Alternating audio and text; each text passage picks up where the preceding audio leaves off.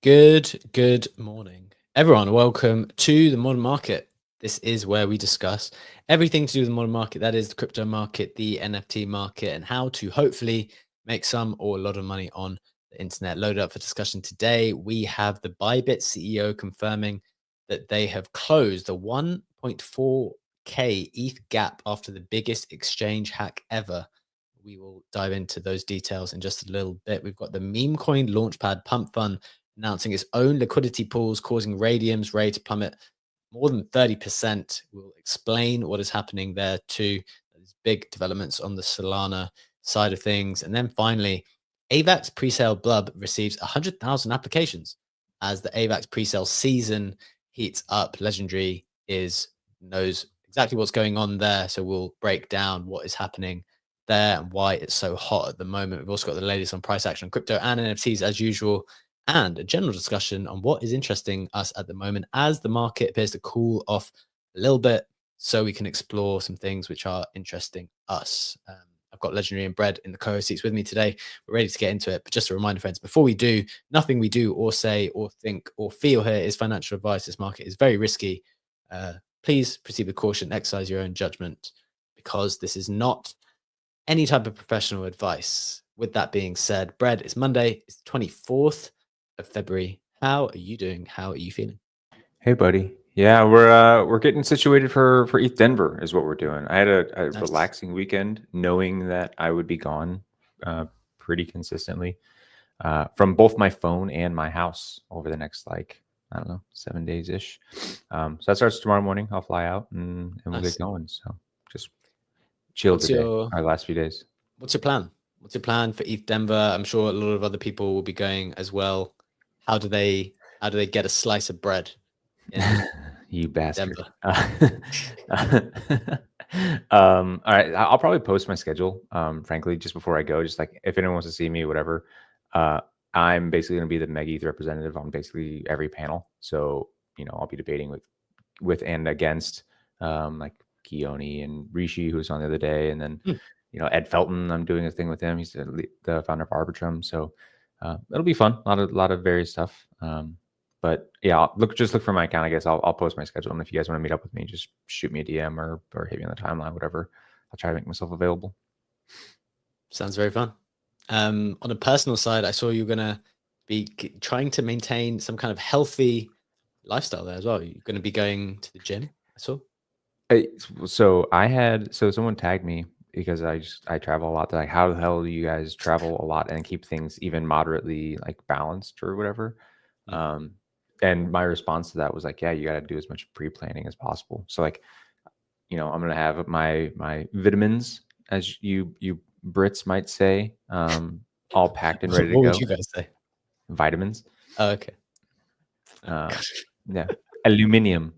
But Aluminium. yeah, I'll have that stuff packed. I'm gonna try to have a few lighthouses is what I use in the actual post. Where it's like, listen, man, every night I gotta be in bed by X, and I gotta be like ready to go to the gym at Y time. Like those are my two things that I will move everything else around while I'm there, just to try to like stay balanced. And then obviously modern market is a lighthouse for me. I love it. The reason why I brought the gym up as well is because I think I know how to time cycles now, and it's just when I can't go to the gym, when it basically gets banished from the life because things get too busy. That's when I know everything is on. And if I am ever able to get back to the gym, that means we're not in the bull market anymore. And I am now planning to join a gym again after I basically cancelled my previous membership. Nice. Sorry, guys. You remember how in the previous bull market, well, I'm talking about it in the past tense in a way, but Mm. there was this period of time where people were asking, is it a bull market, for like months and months. What inning is it? What inning is it? Yeah. But as in like people were asking over and over again, it's like Bitcoin had gone from 16 to 50 and was like, are we in one? Are we in one or not? And I feel like, I guess I get, and look, I've only been around for a couple of cycles, right? So I arguably don't know what I'm talking about, but I guess what the same thing happens on the other side, where people will be wondering if we are now not in a bull market for way longer than when we've actually been in it. Like it needs to hit them in the face for multiple months before you realize. And I'm choosing to decide that as soon as I I'm able to go back to the gym, that is going to be my lead indicator. But Funky, I want to come to Legendary as well, but Funky's just got his hand raised. I know you're very active, keeping active as well. Funk, what do you think about my gym I get to meet market Funky. That's indicator? what I'm very excited. I get to meet Funky in person in East Denver. That's the goal. We'll both be there. That'll be fun. Jealous, very jealous. Funky, welcome to the stage, my man. What are you thinking? Gym fam, you got to go to the gym, B-Check. I don't. I do, man. I do. There's just like October to December, I had to go. I had to stop. Focus on the lighthouse, man. And Brett, we gotta go. We gotta lift together. We absolutely have to work out together. So after Modern Market, maybe at like 6 a.m. somewhere around there, we'll find a gym. Let's do it. Hell yeah. That'd be good. Legendary, how you doing, man? How's the weekend? All things good? What's going on with you? GM, yeah, doing pretty well. I've been consolidating 50-ish wallets over the weekend, and by doing not that, bull market activity. it's not bull Taking market the time to do consolidate 50 wallets. I'm telling you, the gym and consolidating wallets, that is not bull market activity. Yeah, you can see that on the time limit. I think Min started to discuss the benefits of getting settled in the 20s versus getting settled in the 30s. We're talking marriage. We're talking consolidating wallets. We're talking looking after yourself health-wise. Yeah, Zedeca had posted 2 weeks ago on X that he is taking a couple of weeks off to get married. Like, had messaged this morning to basically like, may just look all the same. If I wouldn't know better, nothing happened in the last 2 weeks, despite us having had the biggest hack of all times. But I've been thinking as a part of the consolidation process, what I want to do with the like consolidated funds from those side wallets. And I ended up like buying half a Bitcoin with that and being like, okay, it's cool. I have like nothing else comes to mind. Nothing more intelligent comes to mind. So there's at least that. Good. I'm glad you said that. Well, I mean, it's interesting you said that, because I think two things can happen at the same time when you're thinking about the market here, where it's like, okay, clearly not in like that crazy mania that we were in a couple months ago. But then something like what we've just discussed, and actually a post I put out earlier about me saying that I just think we're going to chop for a while, frankly. I don't think we're like out of a bull market necessarily. Or like, I don't think we're in a bear market, but I don't think we're like in that mania phase, at least. And that can be interpreted as like, okay, well, are you bearish? Like it's going to be super bearish, but it's like Bitcoin's still super, like the conditions for Bitcoin is still fantastic. And I think the general market conditions are still healthy for people who are doing good things. Like Kaito, for example, is a great indicator of that, right? Like, sure, it might be hard to launch in this market. Sure, it might be challenging in some ways, but like if you're a really good protocol that has found product market fit and people think is good, you can still launch. Even if we're at the tail end of like the mania section and things are going to cool down a bit. So I don't think it means that everything is super bearish. It just means things are going to cool off a bit and quality will be rewarded, I hope.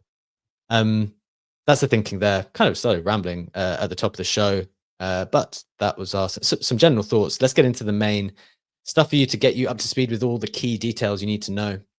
Starting with the price action, as always, with the majors, we've got Bitcoin just flat, 95.7, not bad at all. ETH is down 4% to 2.6. That had pumped as high as 2.8, I think, with some of the Bybit rebuying, although some of it was done not off the market. XRP is down 3% to 2.5. BNB is down a couple of percent to 638. Solana is down 6 to $158. Getting into the meme coin side of things, we have Dogecoin down 5% to 23. Pepe's down 5, Trump's down 5, Bonk's down 6, Flocky's down 4, SPX down 5, Pengu down 3. You can hear a trend here. WIF down 7. AI16Z down 8. All down single digits between 5 and 10. Let's say that for the majority of memes, a lot of down 5s, down 6s. That seems to be the general trend. Of course, there's some things that are outside of that. Wink, for example, is up 8% on the day. We'll be touching on AVAX pre-sales as one of the headlines today, because it's clearly at a spot of hot interest at the moment. Getting into the headlines themselves, we have the Bybit CEO confirming that they've closed the 1.4K ETH gap after the biggest exchange hack ever. We'll be explaining some of the details of what happened there. in a bit. We've got the meme coin launchpad Pump Fun announcing its own liquidity pools, causing Raydium's Ray token to plummet 30%. That's where those tokens were graduating beforehand. That's huge news on the Solana side, so we'll discuss that. And then finally, as I mentioned, AVAX presale Blub receives 100K applications as AVAX presale season heats up. We've seen Albert, DQN, Blub, Wink, which we just mentioned. I think there's probably even some more coming as well. Legendary will speak to that and what you might need to do if you want to participate in some of that presale activity. Legendary, what's going on the NFT side? Pretty flat, to be honest. Bored Apes are flat. 13.69 ETH floor for the apes. Pudgy Penguins are flat, 9.02 ETH floor. Milady's down 1%, 3.83 ETH floor. Doodles are the only collection which has had a bit more movement, down almost 3.5% at a 3.72 ETH floor over the last 24 hours. And the Sukis are also flat at 2.9 ETH. Okay. Thanks for that update. Just a quick one on CryptoPunks. CryptoPunks have been kind of trending down in ETH terms back to maybe a 34.6 ETH floor now as well.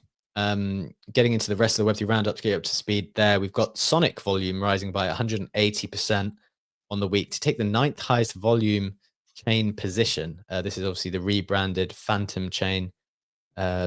Interesting to see. I think it's being pushed quite aggressively at the moment, and people are participating there. Montana rejects the proposal to include Bitcoin in state reserves. Montana's attempt to invest in public funds in Bitcoin was thwarted on Friday when a piece of legislation failed to gain approval in the House of Representatives. I think this is a bit of a trend. They're not the only state to reject the kind of the proposal at the moment. So that's interesting to note and something I'm keeping my eye on. Gamblefly sports betting agent Billy Betts hits 12 million market cap after making $18,000 in profit in just a few days' time. That is a pretty interesting use case for the agents. I think it's been quite successful. And then finally, potential Kanye coin, I've got to touch on it, was not received well, as it appears his account has been sold to some people who are kind of known for launching these tokens and then just dumping them and making a ton of money off it. So hopefully it feels like after the variety of celebrity coins that we've had recently, that will be a trend that is slowly coming to an end. I'm sure some people will speculate on this one as well whenever it does come, if it does come this week as allegedly planned. Feels like we're moving out of that cycle now, though, and people are tired of it, but we will see. That's the Web3 Roundup. Before we hit into the main stuff today, the main headlines, Brett, what is catching your attention? Anything from the Roundup itself? Anything elsewhere? What are you interested in?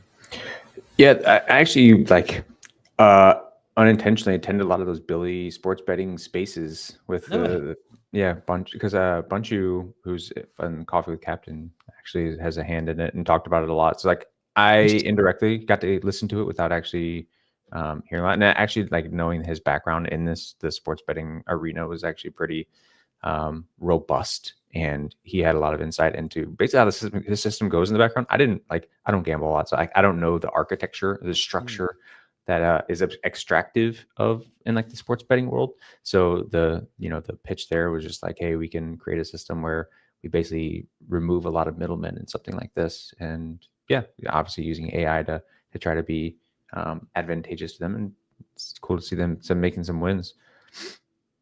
Yeah, that's really interesting. So just for like a bit more detail on that, to double click on it, there was some further detail shared in the snapshot on that in case you're interested.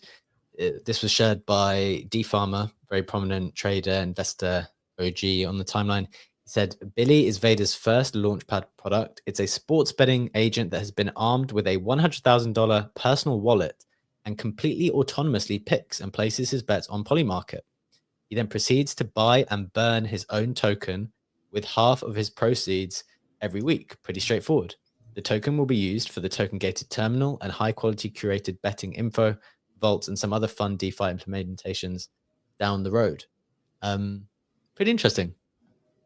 Legendary, do you have any thoughts on that? Do you want to take it somewhere else on the Roundup? What are you thinking? Yeah, it's definitely interesting. I think we've seen a couple of agents that tried to do that. I think Ollie Trader, which is probably like sub $1 million now, used to do the same, and you could upload money to their wallet and say what you want to bet on, and Yeah. have that agent bet for you. And talking about Polymarket, actually, I want to connect it to the Kanye token, because I feel like the Polymarket bet on that is interesting for a couple of reasons. I'm sharing this on screen currently. The question is, will Kanye launch a coin in February? Stands at a 42% chance of a yes, back of 22 mil volume. But there's an interesting stipulation in the rules. The rules say only tokens which are confirmed to have been launched by Kanye West, either through posts from official social media channels or otherwise confirmed by public statements, will qualify, which is obviously sparking this debate. If he really sold his account, would a coin launched via his account count as a coin being launched by himself? You can make arguments going both ways. And I feel like the resolution, no matter how this will end up, will be contested, and it will be interesting to see how they will ultimately resolve that bet. But I find it's an interesting one if you want to speculate on the verbiage and how the rules are formulated, more so than on the actual launch. That could be something for lawyer and lawyer adjacent gambling enjoyers.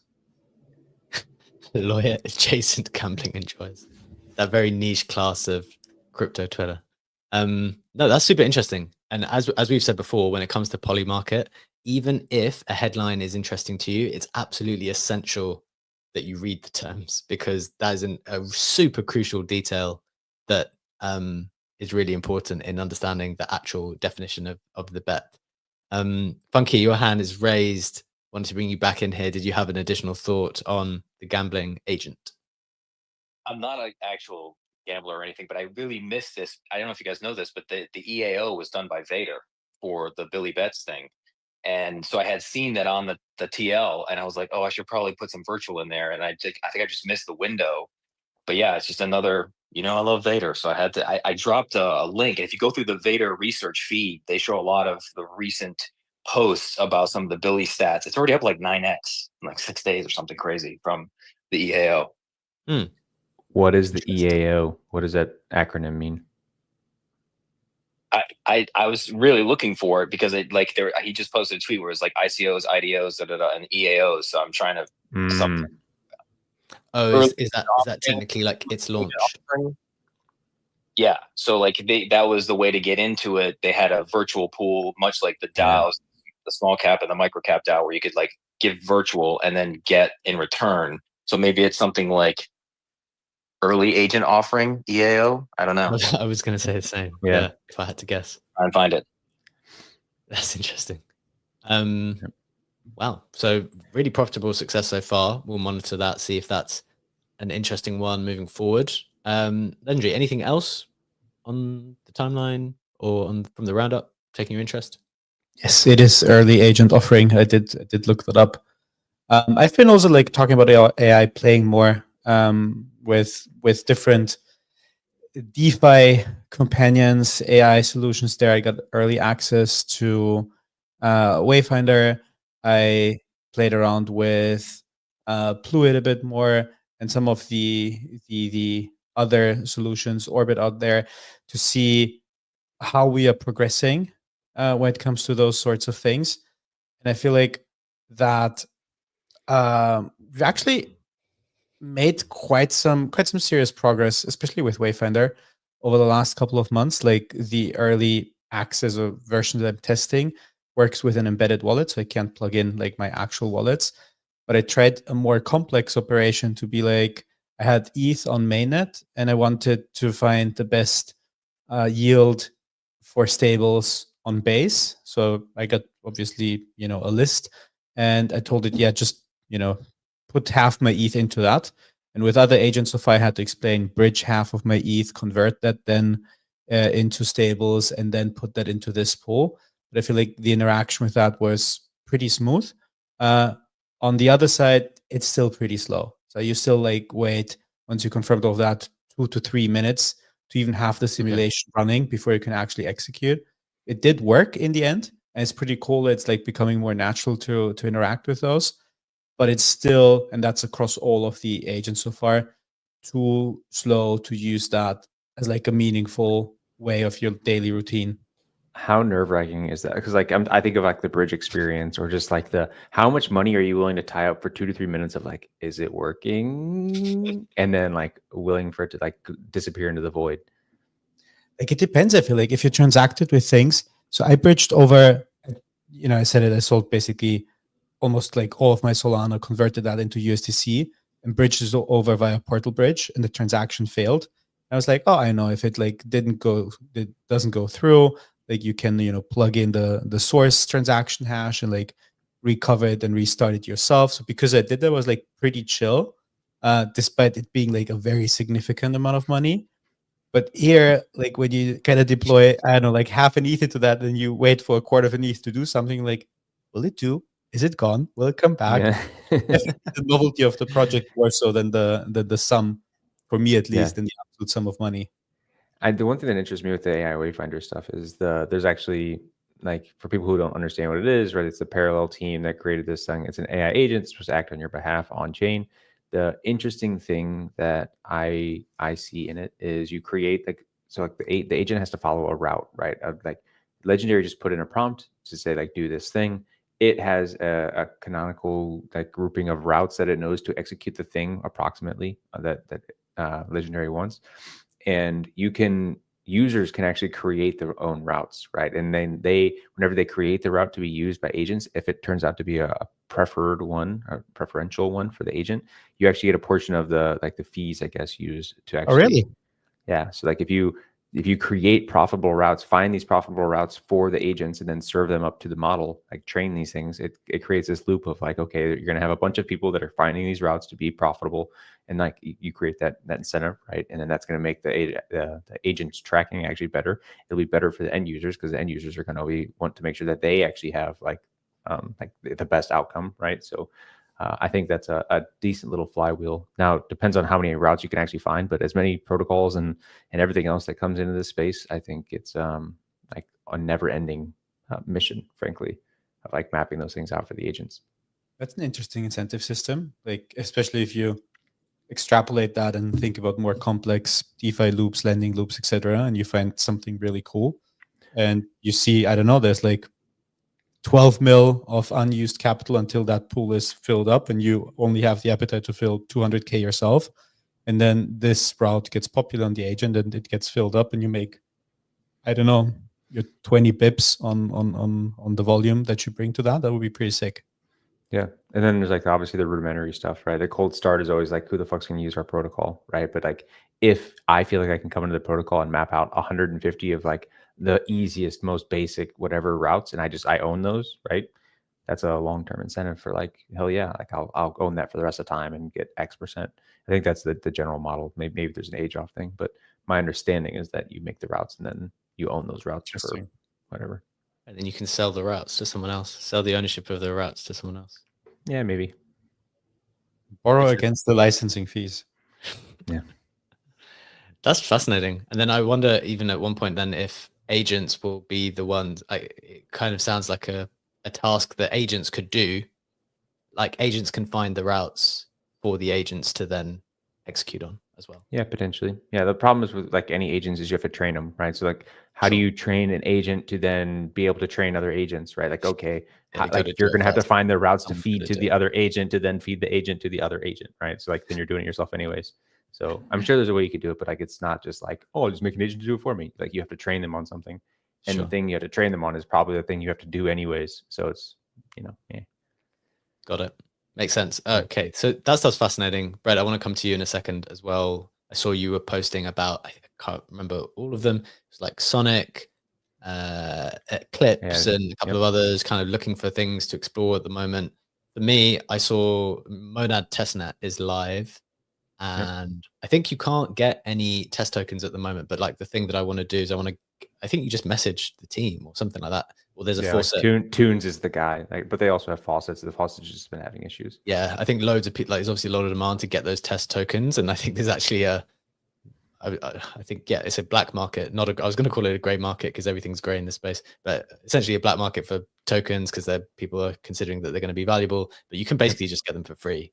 So if you and that's every testnet, but there are unique circumstances where like in Ethereum testnet, I think it was Sepolia, right? Like there was actually turned into a black market for testnet tokens because there was a huge supply squeeze. Like they actually were not able to emit them anymore because like so many had been emitted, and that means they were hoarded by a few people, and then those people were like the lords of the testnet, right? And they were then having to sell this shit. And like I literally had to pay, I don't know, like 0.01 ETH or some shit to like actually get a shit ton of testnet tokens. I don't know, it's probably 6 months ago.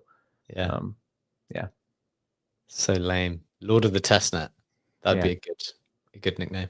Okay, so my point being, that's one of the things that I'm intrigued by. I saw Fantasy Top as like a headline game moving over. I played it a bit on Blast, just because I wanted to experiment with Monad a bit. That's something I'm familiar with. Maybe from there I can then branch out into other things. That's my plan for participating on Monad, or like the journey. Brad, what are you doing there? What was your conclusion from that question that you put out into the Twitterverse over the weekend?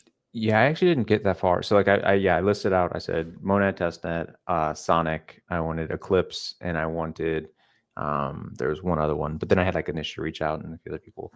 I actually ended up spending most of my time in Sonic because like, man, I just realizing how long it takes to get like the lay of the land for any ecosystem is not fast. Right? Like I wish I could have just like hippity hopped like from one to the other, but like, bro, it was 3 hours of like going website to website, trying to figure out how the fuck I can bridge over to Sonic. And then like, is this a trusted thing? Can it actually come from the chain that I have most of my funds on? Right. Cause I just sold my shit on Base. Like how the fuck do I get from Base to Sonic? Oh, their canonical bridge is only from Ethereum to Sonic. If I have FTM, I can't even just bridge, USDC or ETH or anything. It's like, what the bleh. So I ended up just Andre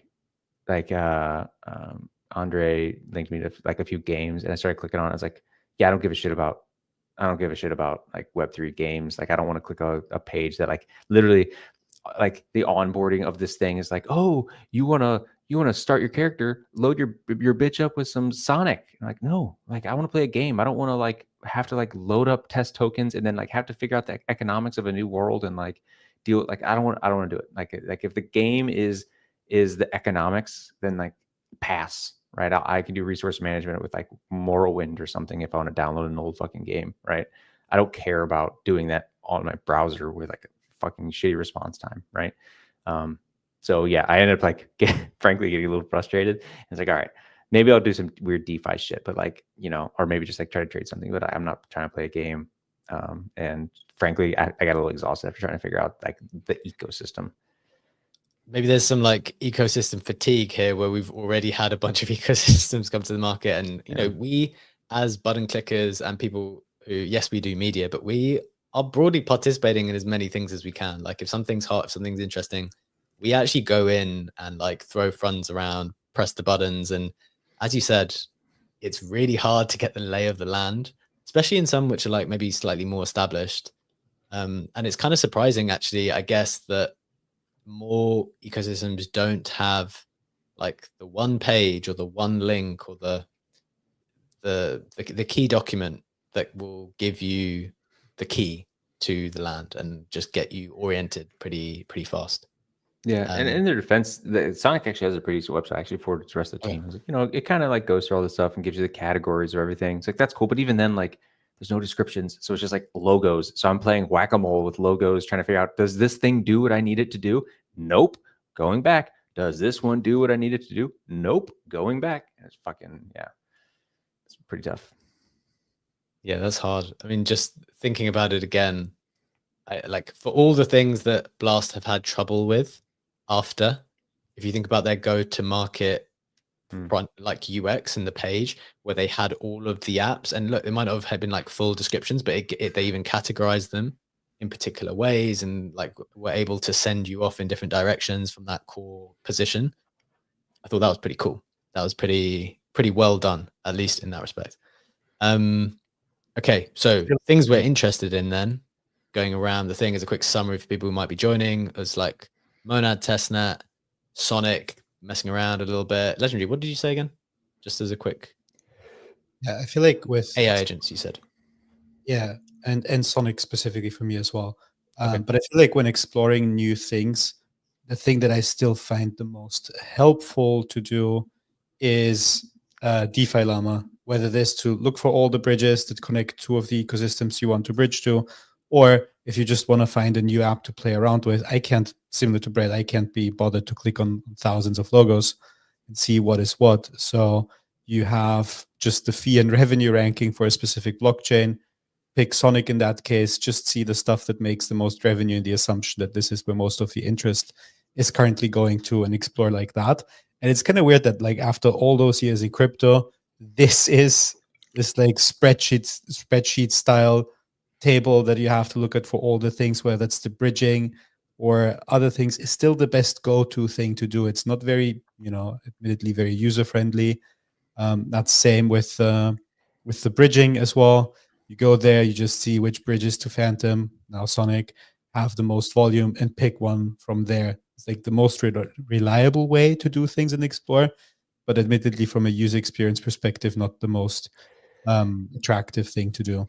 The app thing is kind of indicative of what this space even is, right? Like I'm talking about playing games and shit, but like we want to make money, right? We wouldn't like, all right, so where is the money going? Where do I have to be to make money, make my money, make money, right? I want my digital points to be higher than they were yesterday. How do I make what's the best way to do that? And it, of course, is to go where, at least like there's momentum. So like, yeah, like it's gross, it's spreadsheety, it's whatever, but it's indicative of what this space largely is. And it's like, yeah, okay, we're going to try to maximize our internet points. It's like solo leveling for numbers on screen. Yeah. Shout out to Manny in the Twitter comments, giving us some things to look into. Shadow on Sonic. I think Oxy mentioned that to me earlier as well. Metropolis. Yeah, everything's got like Sonic the Hedgehog references. So Shadow. I saw egg on Sonic. Yeah. And if you look at Shadow, by the way, talking exactly the point that we've been making, fees 7 days, 2.4 mil. The next one is at 530K. So it's also leading in terms of fees. Always good to have the numbers to back it up. Okay, so that's what we're doing. I think it's interesting to go back and think about what we're exploring every now and again, because that's what we're good at exploring things. Maybe something good comes out of that exploration. Happy to share that with you guys. As always, let's get into the main headlines today then. I've got a few very interesting ones. We're going to start with, we've got the Bybit CEO and their response to the hack, which seems the worst to be over. We've got the meme coin launchpad pump fund announcing its own liquidity pools, and we've got AVAX pre-sale stuff with Legendary is going to take us through. So that's all coming. Brad, take us through the Bybit hack and how it seems to be all okay now. What's the situation? You know what's weird? I did the Friday show. We didn't talk about the hack because it happened after the Friday show. We have since had the largest like exploit in like a sex crypto history. $1.5 billion evaporated by North Korea, Lazarus Group. And then now we're on Monday. We're like, okay, back to normal. Everything's good. Holes patched. Don't worry, guys. It's all done. Don't worry. We're talking about bridging to a test net that has zero impact on anything when literally like there was a cataclysmic event no less than 48 hours ago. Like no big deal. It's crypto. We're getting That's to it. what we do. We're getting to it now. We're getting to it now. I know. I just like we're so numb. We're so numb. We didn't even touch it.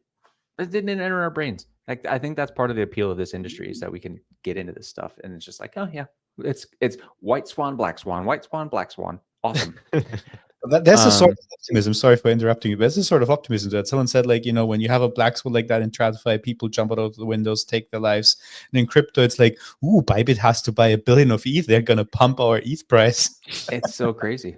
It's so crazy. All right. So, okay. So that was leading to like, I can't just cover the recovery. I have to cover the actual event because we have not even talked about the actual event. Fair enough. Yeah. So that is just to say, okay. So on Friday after our show, what happened was there was Bybit, major exchange, or I think it's like top 3 in the world, very large. They were going through a normal transition of their cold storage to a hot wallet, right? Just normal operations, multi-sig, using safe, whatever, multiple people come on, sign the transaction. What had happened was these people come on to sign this transaction.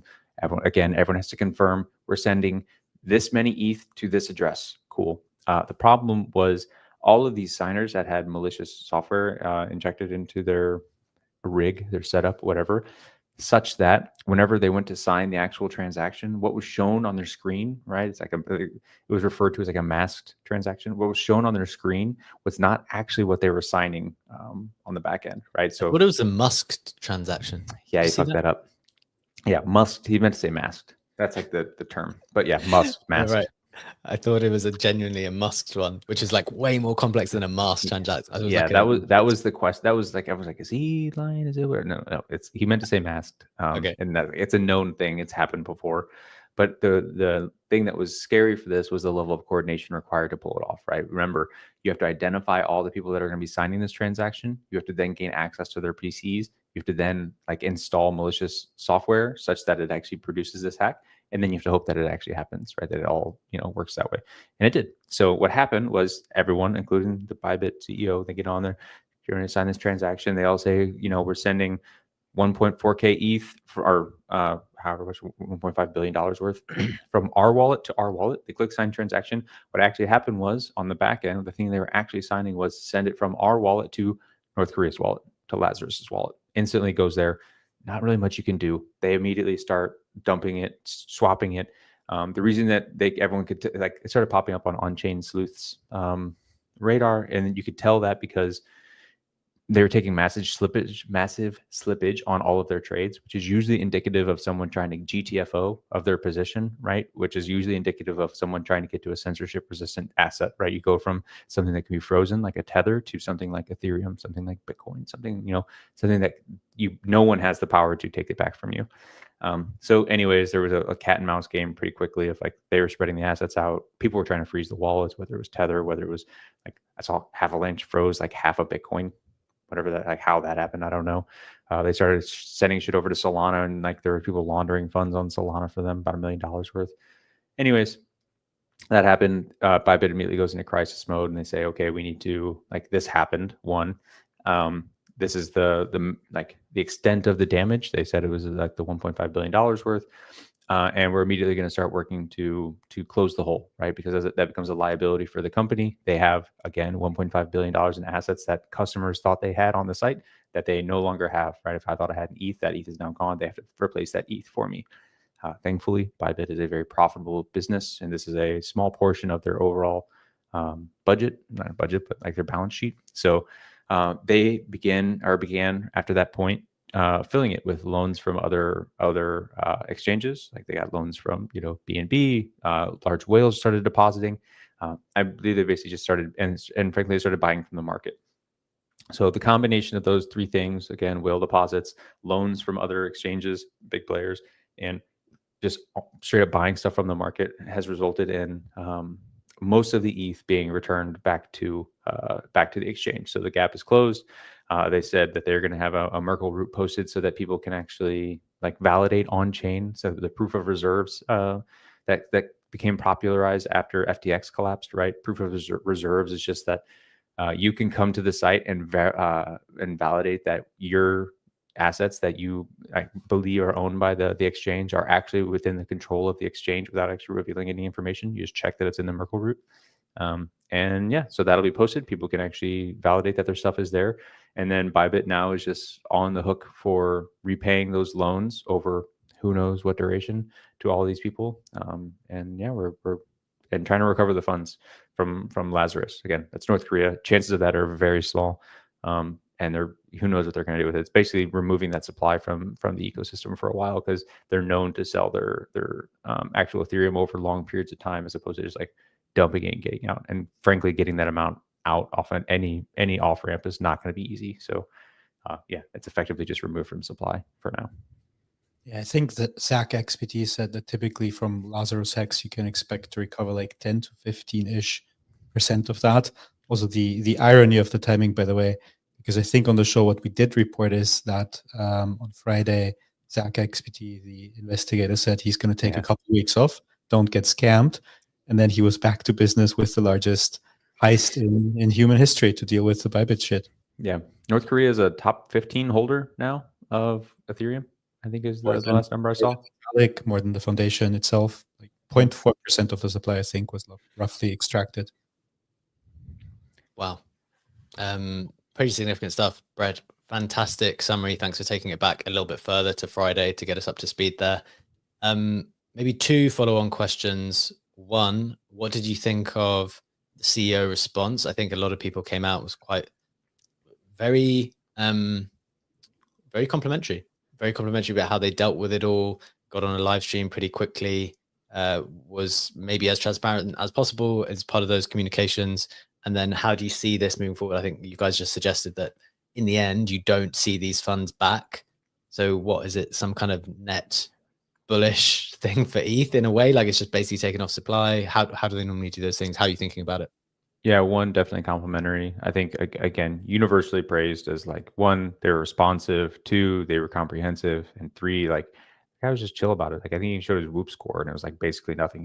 He wasn't even that stressed. And it's probably because Bybit's fucking loaded, right? Like they make a shit ton of money. I think this is about a year's worth of revenue for them, which I mean, obviously not awesome, but they've been in the industry for a while. They make like 100 million a month or whatever it is, or not. So like they're doing okay.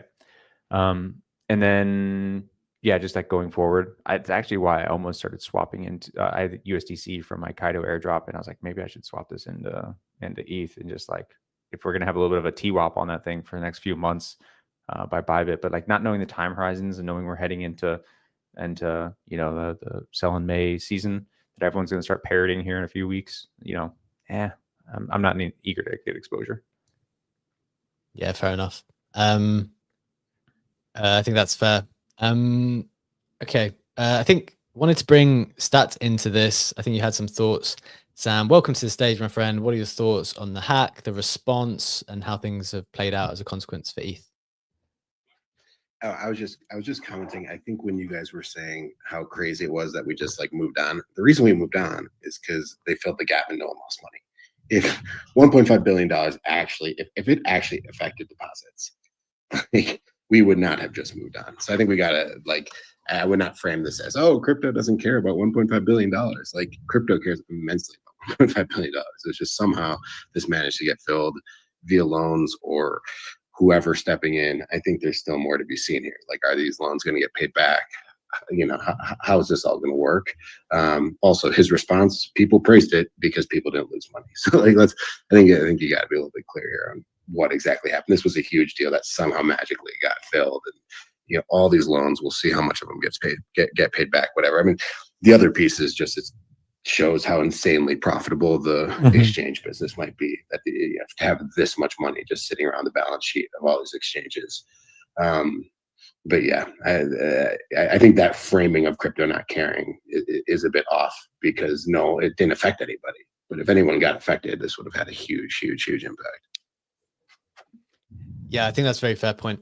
Actually, one query I would have is if they had, I guess if they had so many funds, it'd be interesting to like check the numbers to how much they needed to get in order to make everything okay. But your separate point, Sam, I think is another one that people were making, which is that, damn, these exchanges are like crazy businesses for them to be able to kind of brush it off. Not necessarily easily. Obviously, they've lent on a few people and a few different parties here to make it okay. But as you say, pretty significant sums kind of brushed off relatively easily. Sam.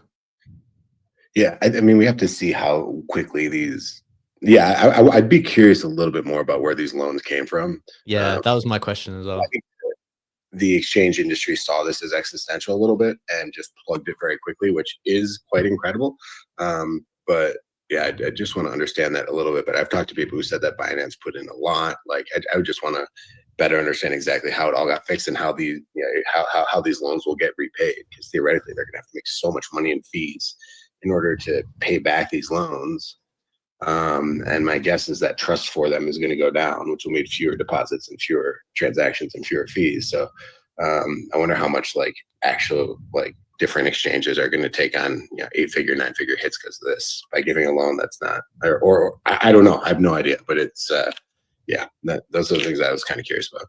I think we've seen a bit of an overview in terms of the loans on that one look on chain sheet that was circulating, and that was also reposted by Ben, the CEO of Bybit. I think the biggest like loan positions are 48,000 ETH by unknown whales or institutions, 40,000 ETH by BitGet, Mexi with another 12,000 loans, 12,000 ETH in loans, and then there's like a couple other exchanges, market makers listed in there, but these have been the transactions specifically labeled as loans.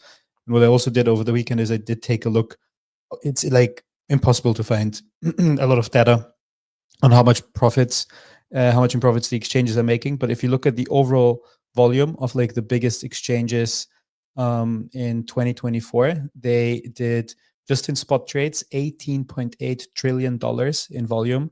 So I would assume that even if this is like in something that an event that reduces trust in the industry and exchanges, it's like on the back of this like very profitable and very like volume high last year, it's in everyone's best interest from the other exchanges, Binance, Mexi, BitGet, etc., to like close that gap as quick as possible. Yeah. Because they, by extension, they need to protect their own reputation by not letting Bybit like fail withdrawals with that. Because if Bybit weren't able to process all the withdrawals and close the gap quickly, there would be definitely like secondary effects on other exchanges where people like, maybe I should pull my money out of there and not have it on Binance or not have it on Kraken.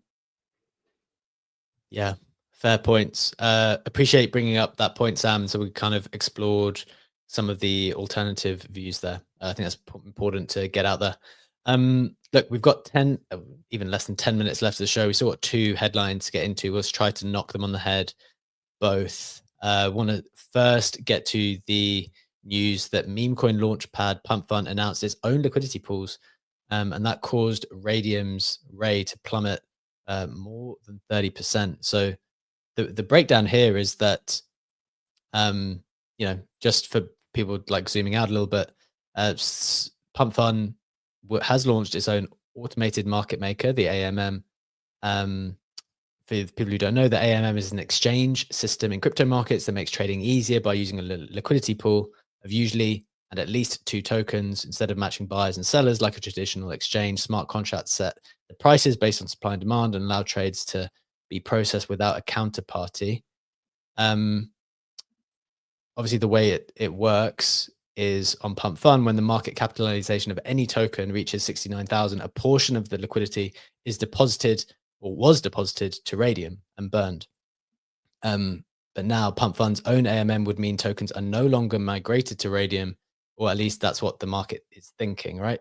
And which that can very much dampen the sentiment for Ray's tokens, sending them down 30% earlier. But I've got a feeling that is even more now.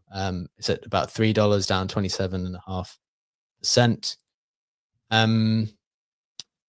I think the article we're reading from CoinDesk just pointed out that, it's not the only thing that makes Raydium a decent business. They've got other revenue streams, they've got other pairs, but that is obviously was a significant revenue stream for them. And interesting to see Pump kind of expand vertically in that way. Legendary, I know you had some thoughts on this straight away before we maybe roll straight into the AVAX news. Yeah, I think if you extrapolate a bit more on the price action, it's even worse, because over the month, Raydium is then down 60% almost. And if you look at the yearly chart, we are basically back to levels that we have seen last in May. So actually a Given up all the gains.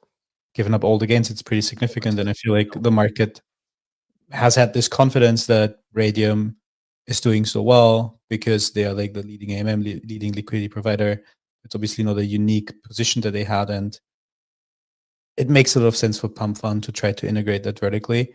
Now, not everything that trades on Raydium is a Pump Fund token, and I think it's also like important to keep in mind that since basically the Libra stuff happened, I think overall volume on Solana is down at least 40%, which is all the meme coin activity that is down either way. So even if Pump Fund were not to launch their own AMMs, just by the fact that there's like less volume, it would also have meant less volume for Raydium, which then kind of again makes sense if you look at the overall price action, that especially over the last week, Raydium is down 40%, and that's just the additional catalyst to push the prices down even further.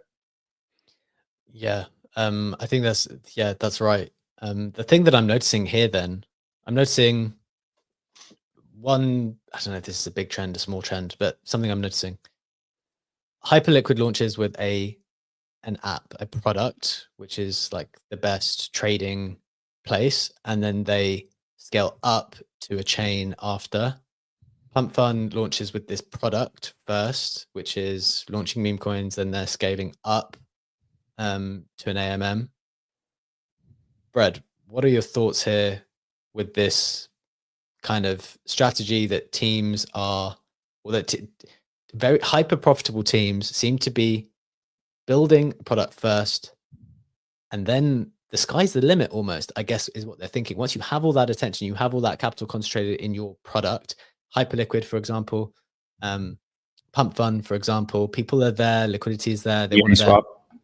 What stops you just expanding out and trying to take everything?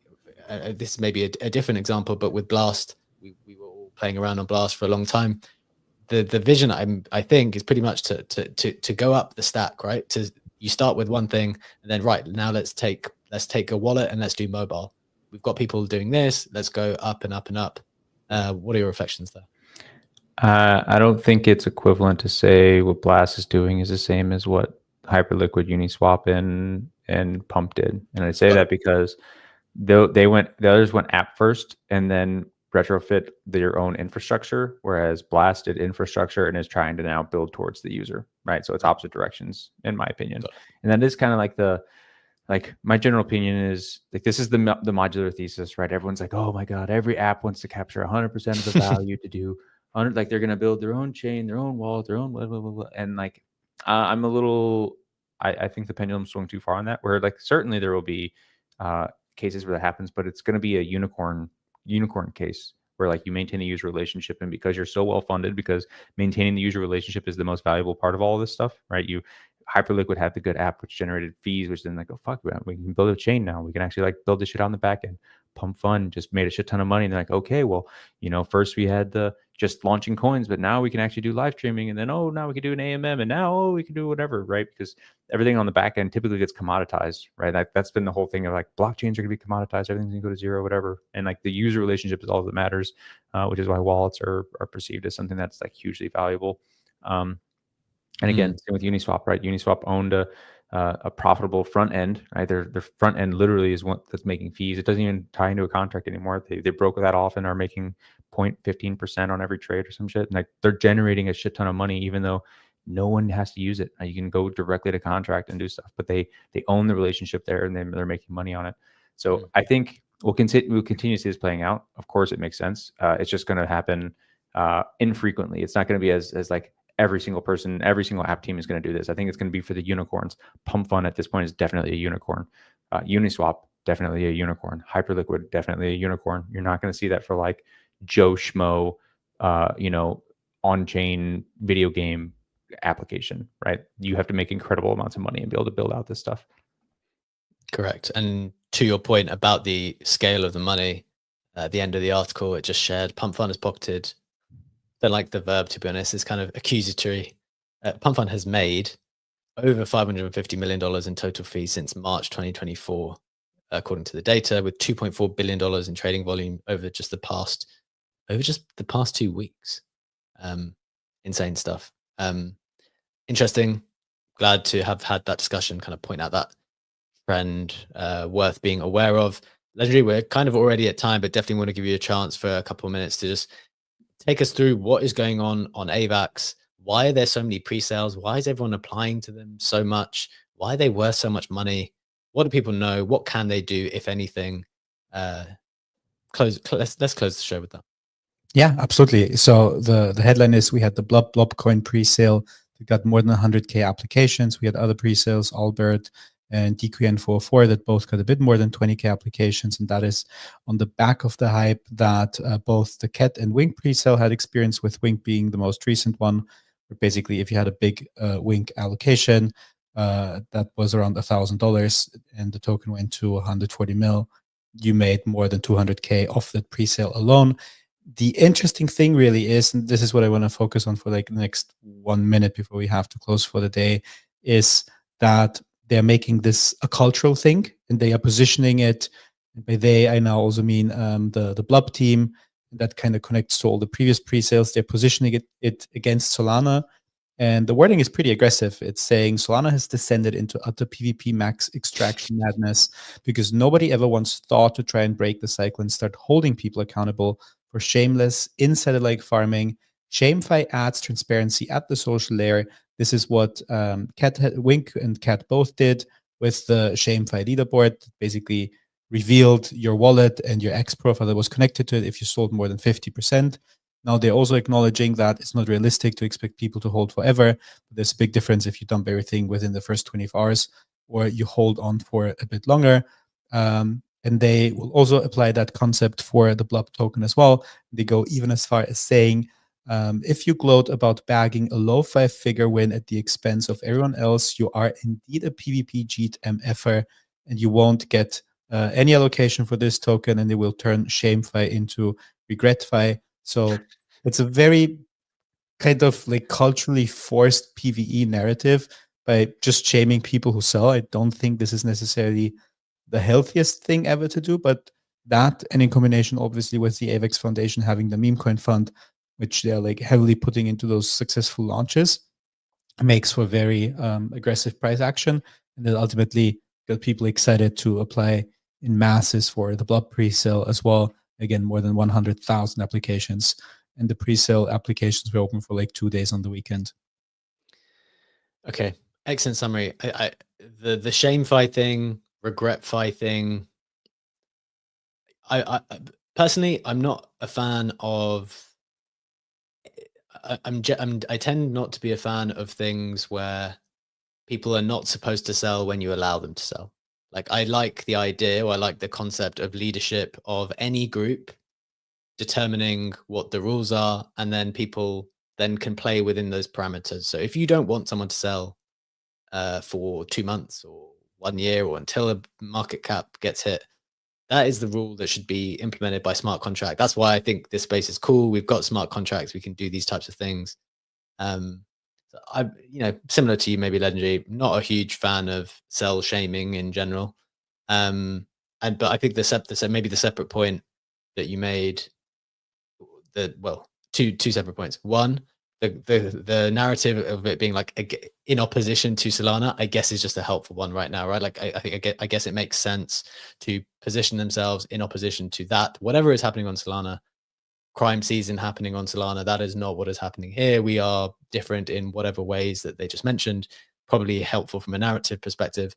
And then, as you said, this, meme coin fund, which exists, which we reported on, I think months ago, maybe at this point, where they said, we're looking to deploy, we're looking to support the meme coin ecosystem on AVAX. I haven't seen for certain that that's how this has been playing out, but I guess that exists and is probably helping people's expectations here and how seeing this stuff get the kickstart that it needs on AVAX. So hope that was helpful to get you up to speed with what is going on AVAX and why people are interested, why people are excited, and why people want to participate at the moment.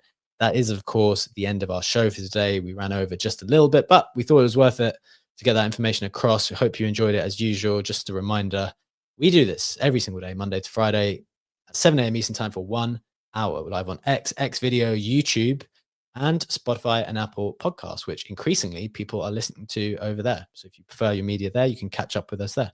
Thank you to Legendary and Bread for co-hosting. Thank you to Stats and Funky for stepping up and contributing as always. And thank you to all of you for joining us.